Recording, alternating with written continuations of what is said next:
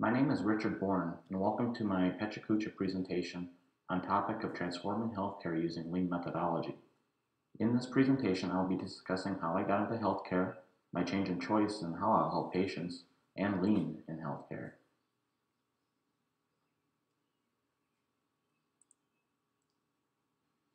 During high school, I had plans of being a dentist, but then September 11th happened, so I decided to join the military. It was the United States Army that trained me in respiratory therapy. It was a career that I had not expected to be in, but I did love. I had decided to take it further, and I was planning on going to med school and becoming a physician.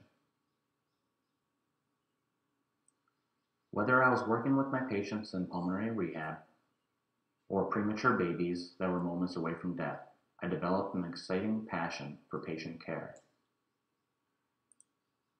Although I worked at many large hospitals and even taught at a college in Vermont, it was my hometown of Beaver Dam that gave me that passion at its peak. Like me, many healthcare workers are very passionate about what they do, and it's these passions that make them good people. However, just because they're passionate doesn't mean they always work in the best processes. I had a life-changing experience when my father died when healthcare workers were working in a bad process. It was this life-changing experience that made me reflect on my career choices and decide, do I really want to pursue medicine and help my patients, or do I want to explore something different and help a whole community? I decided the latter and went to pursue my MBA at UW-Whitewater. I've been fortunate to have many leadership experiences in both the Army and my healthcare career, but nothing is as great as my opportunity I have now, where I get to introduce lean into healthcare. My organization has employed me as a process improvement facilitator, which I use lean methodology to improve our processes at our organization. The two basic philosophy concepts of lean are to have a respect for people and to continuously improve. Having a respect for people doesn't mean just respecting people around you. It means having people employed and understanding what they're supposed to be doing and using them to their fullest potential. Continuous improvement is just that. Going through the steps and tools of lean methodology is the easy part. However, it's not the most important. The most important and most difficult is building culture, a culture that strives to improve. A culture that wants to work in better, not just rely on how it is now being the best way.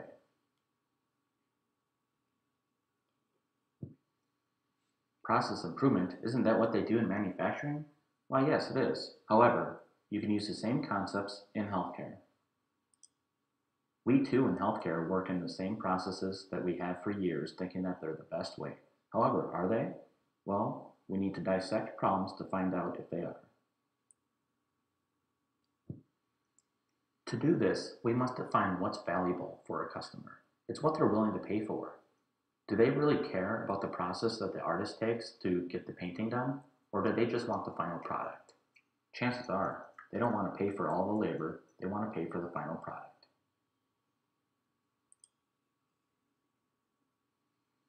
After mapping out and observing the process, we want to identify waste. We found our value, and now we can categorize waste to make it easier to identify. People often have a difficult time with this because they find out that many of the things that they do in their everyday life is categorized as waste. As a general rule, if you break down a process, only 10% of it is where the value is added. The 90%, that's waste or non-value added. You might say, but I need to do that. But really, does it add value? So we want to dissect those waste processes and see if we can eliminate as much as possible. Part of this lean journey is the organization willing to let the people lead, like an inverted triangle. So we do a SIPOC to make sure that we have all the right players in the room, and the people doing the work are the ones that are going to be coming up with the solutions. But first, we need to find the root causes. Now, just like a 2-year-old, we're going to find the root cause by asking why. Why? People can have a difficult time with this because you're taking the processes in which they work and you're going to say, hey, why are you doing that? And they're going to give you reason after reason. Now, it's very important going into any process improvement event with metrics, making sure that we understand what our current state really is and having the people agree that yes, that is the current state. And then the people that are doing the work are going to come up with an ideal state. That is our goal. That is our future.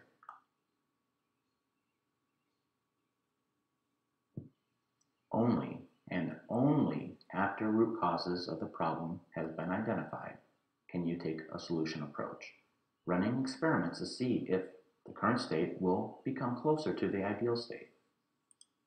Again, we rely on the metrics to tell us if we're moving in the right direction. The perfect process can be categorized as a flow cell. It has 5 things that need for it to be the most efficient. 1 by 1, standard work, 6S, pull, and visual management. I'll give an example on the next slide of what this will look like. I like to use Subway as an example when talking about flow cells. 1 by 1 customer at a time gets a sandwich. Every sandwich is made the same, standard work. 6S, everything is where it needs to be for most convenient placement. Pull, sandwiches are only made when the customer orders, and visual management, the customer can see what's going on and can immediately stop any defect. Often the most important and most difficult as well to build is the visual control. If something looks out of place or something is going wrong against the standard work, within 5 seconds one should be able to see it. In the Subway example, it's the glass allowing the customer to be that visual control. So why bring lean to healthcare? Well, it's easy. It concludes with why. Why are we here?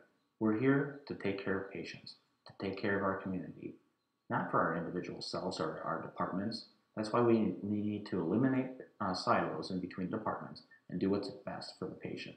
And that starts with lean.